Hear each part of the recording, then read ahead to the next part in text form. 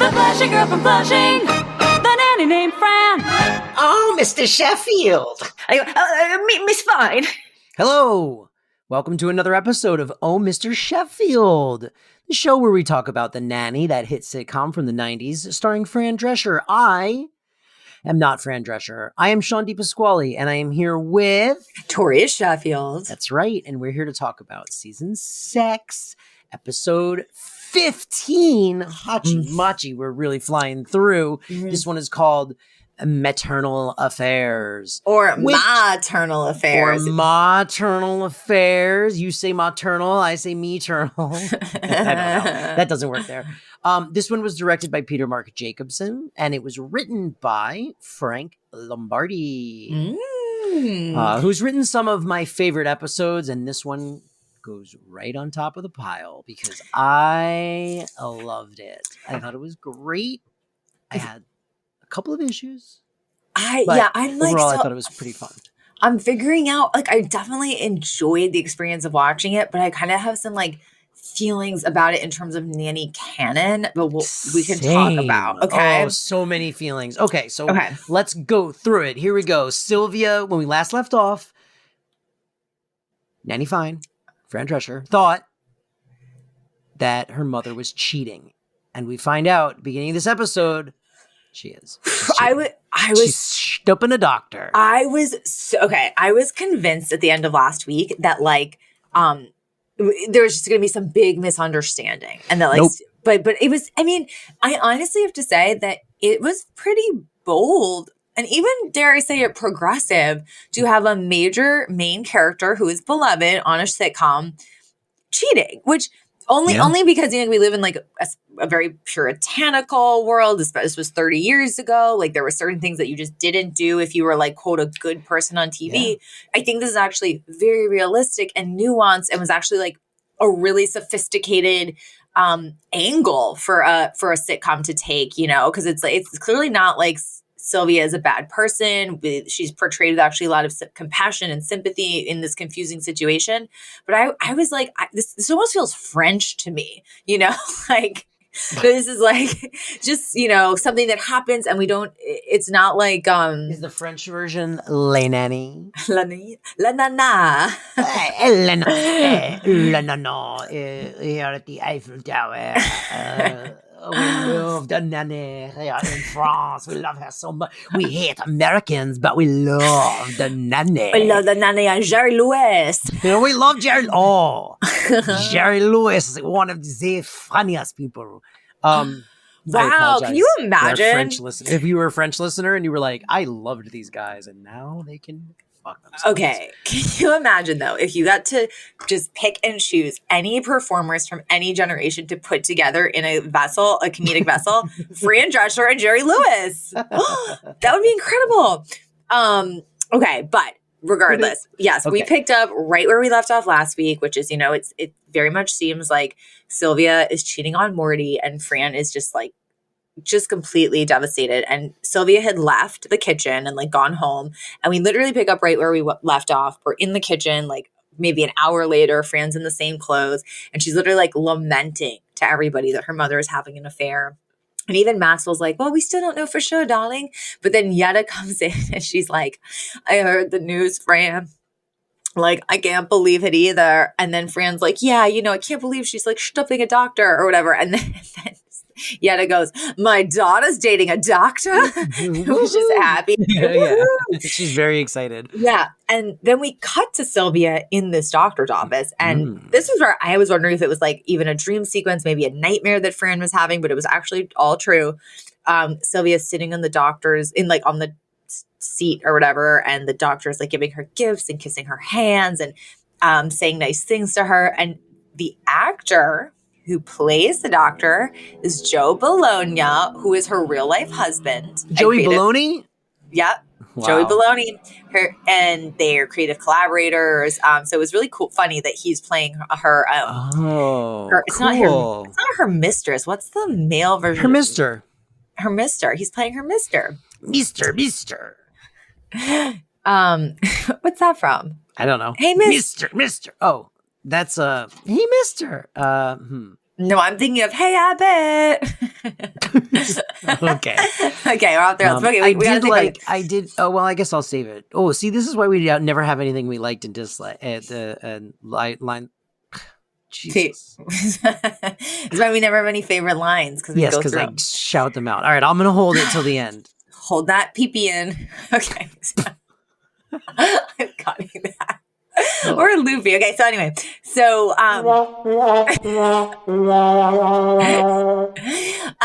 so anyway, he's the doctor's talking to her and he's like, my kids are dying to meet you, Sylvia.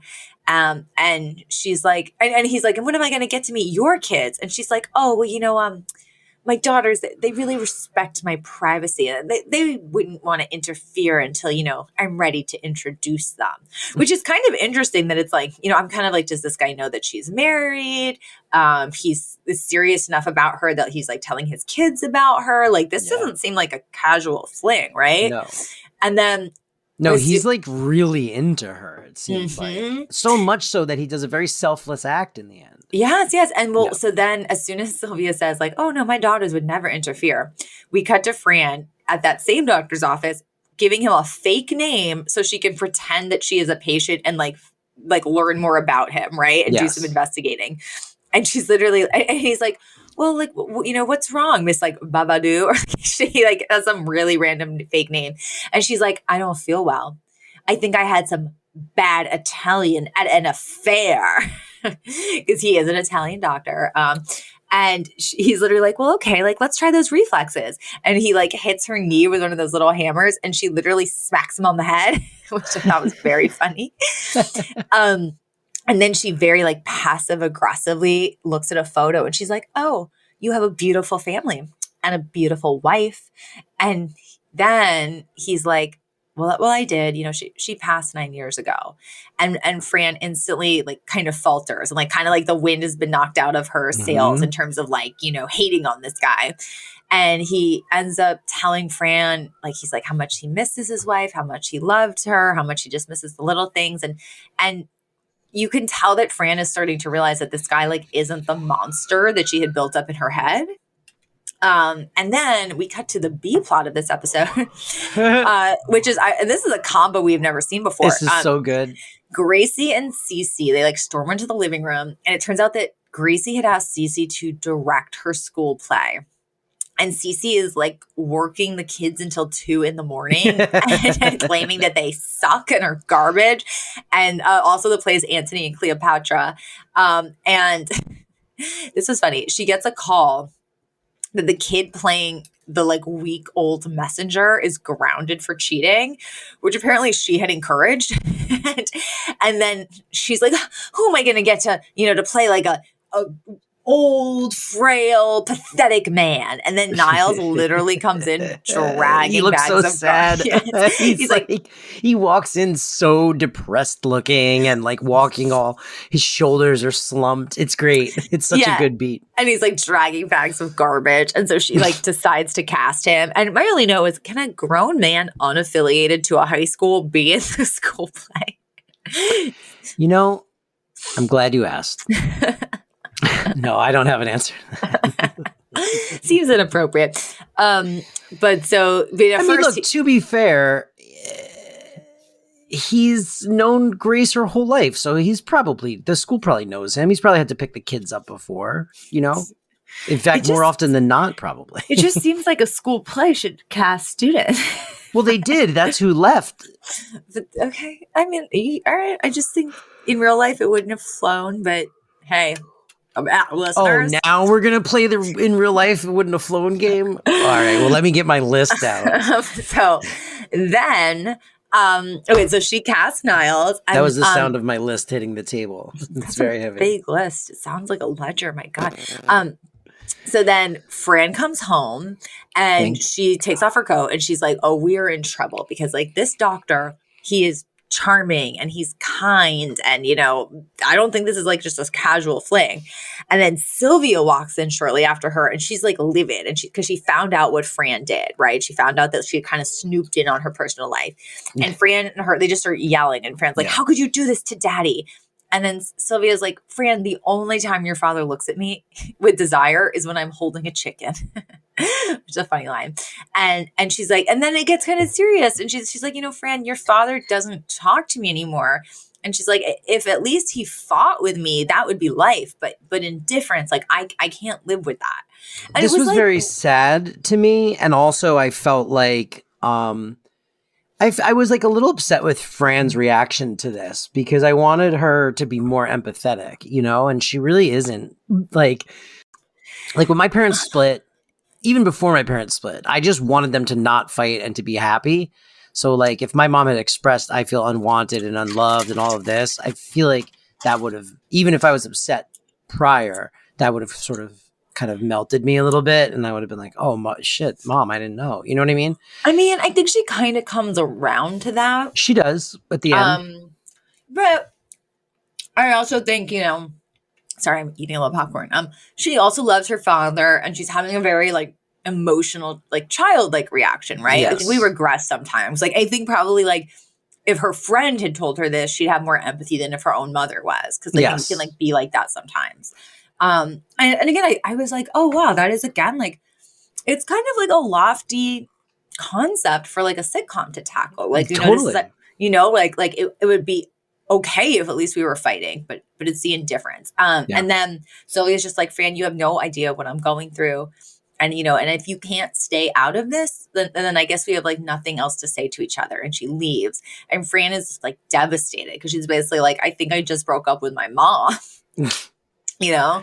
And we cut to later that week. It's Gracie's school play. And this was so funny. Yeah. Well, firstly, Niles comes out to Gracie, who's playing Cleopatra, and he's literally shaking. He like has such terrible stage fright. He's so bad. But while that's happening, we see that Fran is in the audience sitting next to Val, and Sylvia is on Val's other side. So like Sylvia decided to come even though she and Fran aren't talking. Right. And Fran like literally leans over to Val and like says something like sends a passive aggressive message to her mom. She's like, Val, you tell my mom like such and such. And then Sylvia sends one back. And so petty. Yeah. And then this woman behind them is like, shh, quiet. And then Sylvia can't help but jump to Fran's defense, like even though they're technically not talking and they're mad at each other. And she's like, don't yell at my daughter. She's pregnant. She's pregnant with my grandchildren. And then, she and Fran kind of like look at each other and their faces just melt and they hold hands and they like make up. Like that's really all it took. And then this is funny. I really like this. I love this. Later that week, Fran approaches Maxwell in the living room and she starts talking to him. And we just like, I thought you were saying, I thought you were going to say the button on that scene is Yetta going, this is great, but man, that big kid stinks. Oh yeah, she does. She doesn't recognize him and think he's just a giant child. Yes. So, but this next scene, see, I liked this. Then I was like, it feels so out of place because they do it and it's just this one scene and then they never reference it or do it again the rest of the episode. And then it made me really go down like I wonder if they wanted to take more risks like this, but they weren't allowed. And if her other shows, they do more. Like this could have been a whole episode and it would have been really interesting as like a different sort of vibe and shift from like what we're used to, Like the inner monologue? Yeah. It could have been a really interesting thing. So I actually think I wouldn't have liked the whole episode like that. It would have gotten like tired. I just liked this as a one-off joke. It was where it was basically, so Fran approaches Max in the living room and she starts talking to him and we just hear what's going on in his head. And he's like, oh, well, now that she's made up with her mother, she's going to try to approach her father, I'm sure. She's definitely going to want me to do something. I should make up a fake meeting to get out of it. And then like, sure enough, the second he thinks that, she's like, so anyway, like, honey, will you help me out with daddy? And he literally lies. And he's like, oh, I would, darling, but like, I have a meeting. And then she kind of thinks and she goes, they called and canceled, which means she did not care at all. Like, she doesn't know that it's a fake meeting, but she still would like sabotage it. Yeah. For her own purposes. But then like this like completely somehow like checkmates him and he goes, oh, okay. And then he's like, in that case, I'm free as a bird. And then as he walks away, he thinks she canceled my fake meeting. It was like so silly and and dumb. I liked and, it. Yeah. I wanted more and was sad.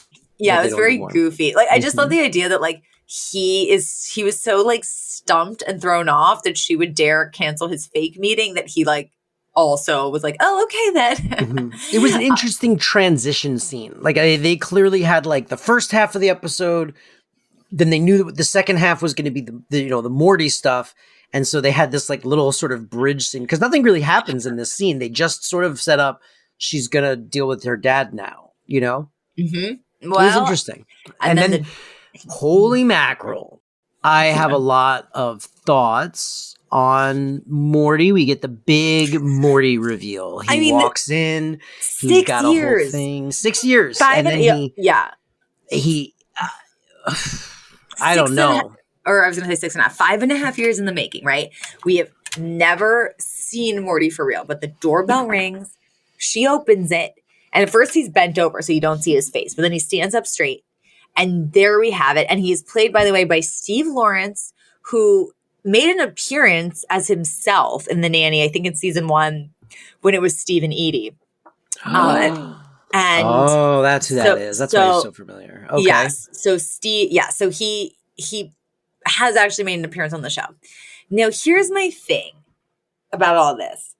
He was not the Morty I imagined. Not at all. And I have so many questions about how Fran Drescher portrays her TV mom versus the way she portrays her TV dad. And like, I thought it was really interesting that he is the way he is here. He's not a very likable guy. Like they always sort of set him up to be distant, but like likable enough. And I don't know. So I had a different take, which is this Morty had more energy, zest, personality. Like I always kind of imagined him as like the guy who's like honestly always eating, farting, doesn't get off the couch, kind of gross, like, you know, there but not really there, like does like, you know, always like either watching sports or watching the TV while like life is happening around him. This guy was kind of like, you know, he had personality and he had zest and he had something to him. And I wasn't expecting that based on the, you know, the daddy and the Morty that everybody talks about. Right. I don't know. I can see that. I agree with that. I didn't really like his personality. I didn't mind it in and of itself. It just was very like discordant with the image I had of him based on it's also everything. Really interesting how Fran portrays her mom and dad so vastly different. How do you mean? Like her mom is very involved in her life. Her mom is like an important figure, clearly. You know what I mean? She's got a lot of like, mostly positive personality traits. Her father is mostly absent. And when he's not, he's like, quite frankly, like kind of dumb, annoying, not very emotionally intelligent. I just thought it was really interesting that this was the first time we get to meet Morty. This is how we meet him, is just from like a subconscious, like this lady's, you know, writing very, she's writing like, you know, pretty close to home, I think, you know, I mean, certainly in like Fran Fine's background and stuff. So I just thought it was interesting. I don't know. Yeah, I guess I didn't find him unlikable. I think maybe we just had a different reaction to that personality. Hey, it's Kaylee Cuoco for Priceline. Ready to go to your happy place for a happy price? Well, why didn't you say so? Just download the Priceline app right now and save up to 60% on hotels. So whether it's Cousin Kevin's Kazoo Concert in Kansas City, go Kevin, or Becky's Bachelorette Bash in Bermuda, you never have to miss a trip ever again. So download the Priceline app today. Your savings are waiting. Go to your happy place for a happy price. Go to your happy price, Priceline. But so basically, so Morty's there. He sits down on the couch, and he's almost to me like kind of like used car salesman vibe, right? Like, and then Absolutely. Fran tries to encourage him to be more romantic with Sylvia because he's there like, Franny, why'd you bring me over here? Like, what do you want to talk about? And she's like, I really think you need to start putting in some more effort with Ma. Yeah. And he's like very resistant to it. He's like, what are you talking about? Like, we're great. We're fine. And then she finally, like, after trying to like lead him there, she just goes, Daddy, like, Ma talked to me. She's very unhappy. And he kind of realizes that, like, okay, this is like something serious. And she basically convinces him that for their wedding anniversary that's coming up that weekend, like, they should go out, like Maxwell, Fran, Sylvia, and Morty should all go out together to a really nice place and really try to make it special. And he's a little resistant to it because, like, he's like, I'm not into those fancy things, but oh, fine. So we cut to that Saturday night. And so all four of them are out at this really nice restaurant where there's like live music playing. And Morty, he's trying to be nice to Sylvia. Like, he's trying to compliment her. And she's kind of just like frustrated with him. Like, almost like, why are you complimenting me? And like, why are you doing it now? Almost as if like, I've waited for this for a number of years and suddenly you're doing it when I like have already gotten involved with someone else. Like, she's just like, clearly having big feelings about compliments from him. And so Morty then like realizes it's not going well. And he's like, Franny, this was a bad idea. This just isn't me. And he like runs off. And so it's like, feels very disastrous. And Fran gets up and she goes to follow him and talks to him. And she ends up following him into the meds room. And that doctor happens to be there. This was a great twist. I gasped. I mean, what are the odds? What are the odds that it's Sylvia's husband and her lover in the same men's room? It was so juicy. It was such a fantastic scene. I love the dynamic. I love the way the doctor handled everything, quite frankly. I thought it made him out to be like a really nice, emotionally intelligent man. It was great writing. He's fantastic. He's a class act. I really liked it. He is. I also thought Fran looked absolutely stunning in this scene. And like, so basically, they're in the bathroom and Fran is trying to convince Morty to fight for Sylvia. She's like, you gotta do more than this. You gotta do better. And the doctor like looks like he kind of inserts himself in the situation because he says something that makes it clear that he knows Fran. And then Morty's like, who's this guy? Like, and she's like, oh, this is Ma's doctor. And like kind of, but like doesn't reveal like the real relationship behind that. And then the doctor, he just goes, you should be careful because someday someone is going to swoop in and say and do all the things that, and he kind of like pauses and he's like, that she really wants from you. And he walks out. And I just wrote, that was such a sweet and generous moment, Yeah, and also self-aware, like, that he kind of knows in his heart of hearts that the only reason she's straying is because she's really craving more from her husband. Yeah. Also, did you get the Peter Mark Jacobson sighting? I did. I saw. He's like a little Hitchcock popping up in scenes. He when Fran is going into the bathroom, she like bumps into him. And that was it. It was so fun. And so after this actually was a bit tough for me to watch because it was just that so out of nowhere. But so Morty goes back to the table and he sits down and he tells Sylvia that he loves her and that he just doesn't know what he can do to make her understand how he feels. And this was some great acting from Renee Taylor. It was very serious. Spectacular.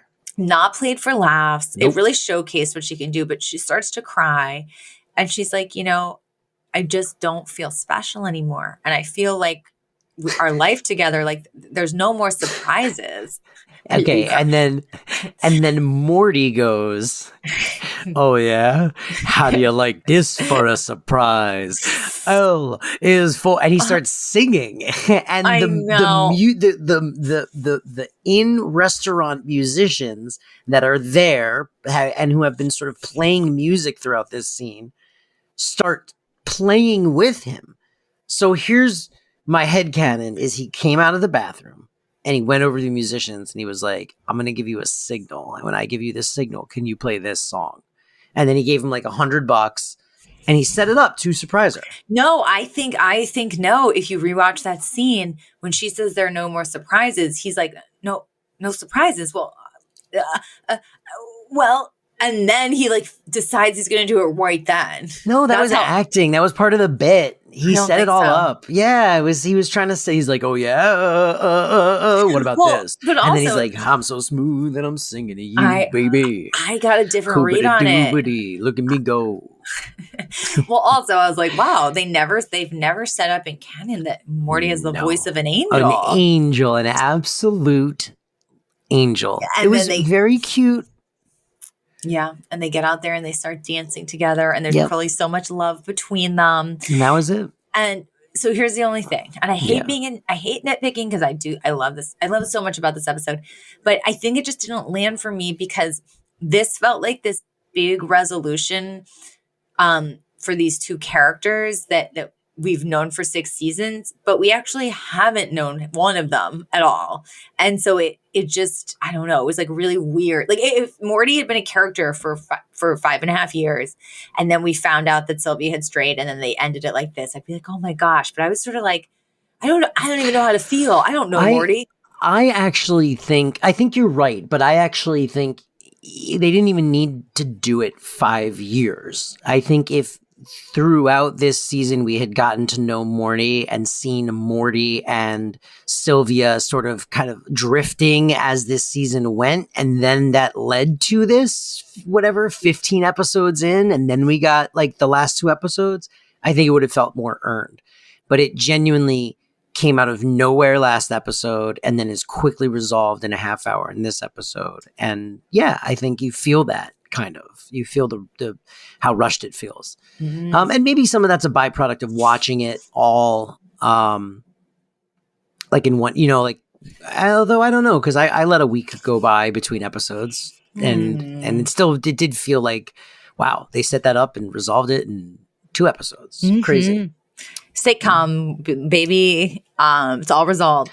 Well, but not always, because there's other things that this show has done that they've dragged out or they've built throughout a season. I mean, even the pregnancy, That's true. So I don't know. That's true. But I guess they were like, well, how much time can we really devote to Fran's parents, domestic marriage? True. And then the button on this episode is Niles is reading a bad review of his performance in the school paper. And then Maxwell literally yells at him to get over it, which I love. And Niles follows him out of the room and he's like, do you think my British accent sounds fake? Which is very meta because his is a fake British accent for the show.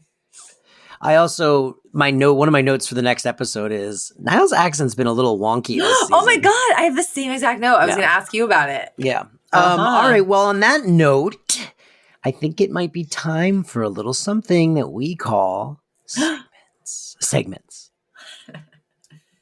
And now, segments. Are we ready for segment? We are so ready for segments. Let's go. All right, so segment time. Segments. Mm-hmm. Should we move on to our segments? Should we get into our segments? Segments with Sean and Toria. Nice. That was perfect for this episode. Right? I thought that was a perfect little swinging one, and I got a great one for next episode too. I'm very excited. We're firing on all cylinders today, so we should get into favorite lines and moments. I had... Okay. Max's I'm European speech is really good. In the very beginning where he's like, listen, you Americans, you're a little too uptight about sex stuff. It was like just so perfect coming from that character. 10 out of 10. I just loved it. I also liked Niles saying, you're just terrified that someone in this house is going to have more talent than you. It was so, and then Sylvia screaming, why are you doing this to Fran? Why are you doing this to me? I've never interfered in your personal life. Yes. I loved when the doctor hit Fran's knee and she smacks him on the head. Yes. And there actually was a Morty line that made me laugh really hard. So he's at the mansion. He's had this whole exchange with Fran, and he's like, okay, I'll take your mother, blah, blah, blah. So Fran gets up and leaves.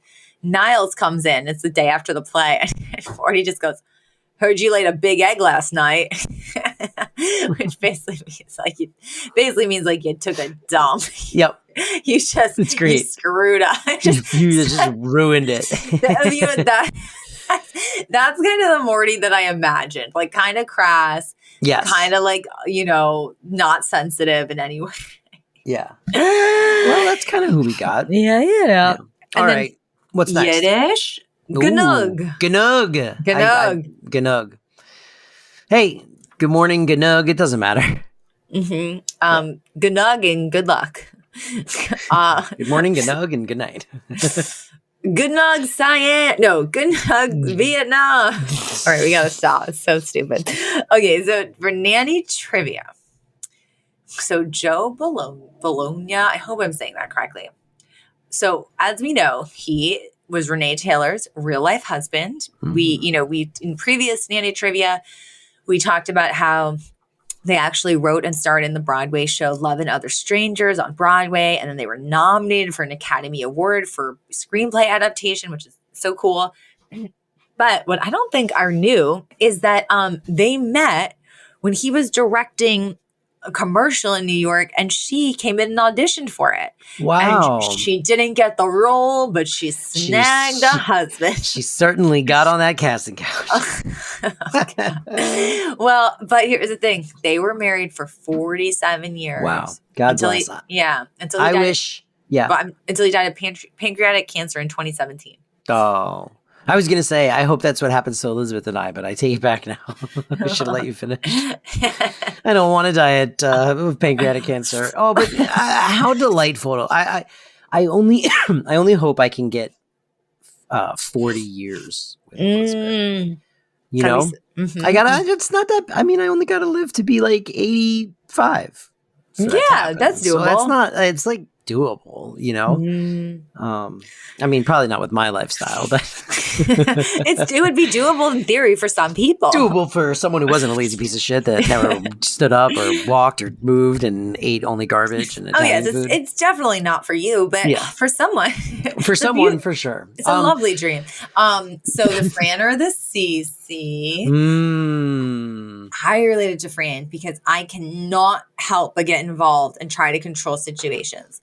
But I also related to Sylvia. I think the heart is fickle, and I think I really do. Again, why I say this is so French, in a way, because there wasn't really like judgment cast on what was happening. It was more like about the internal emotions of what like lead to the action, which I liked and appreciated. And I was like, hey, I would hope someone would be as generous to me with. Mm-hmm. Yeah. It's going to feel like a cop-out, and it kind of is, but I really related to Gracie this episode because she was no drama and yet killed it in the school play. And I also was good in school plays. But you were tons of drama, I bet.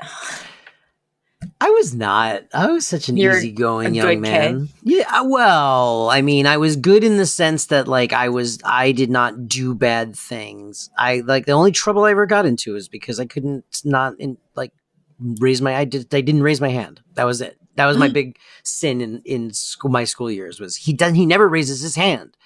And then they would get mad at me and they would go stand in the hallway. And I'd go, well, that feels humiliating. And also, I'm not going to learn anything out there. It does seem pretty counterproductive. Just send the kid outside. Go sit in the hallway, they used to say. I hated it.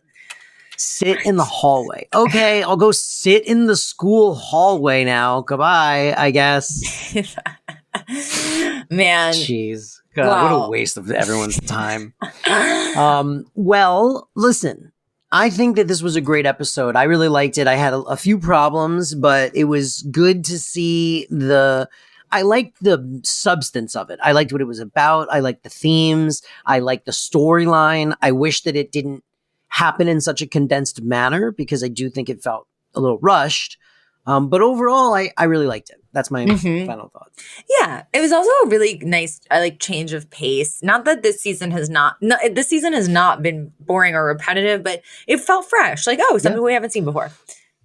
I agree. And we always want to know what you think. So please don't hesitate to find us online. We are at Oh Mr. Chef Pod on Instagram and Twitter. Also, you can email us, as some people do, at ohmrsheffieldpodcast@gmail.com.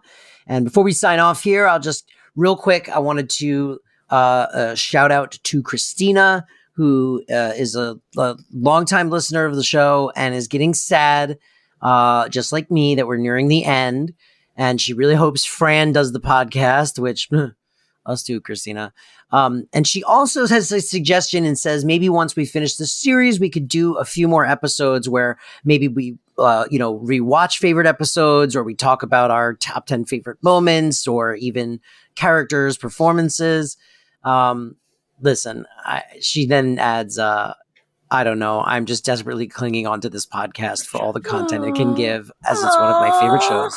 So, listen, we are not going to go away forever. We'll figure something out. I don't know what's going to happen. The future is unknown, as it should be. And my therapist would say, not every thought is important, and that future thoughts are bad. So don't stress too much about the future. Let's all stay in the present. And the present is, this episode is over, but we will see you again in the future. Goodbye. We'll meet again someday. And now, segments.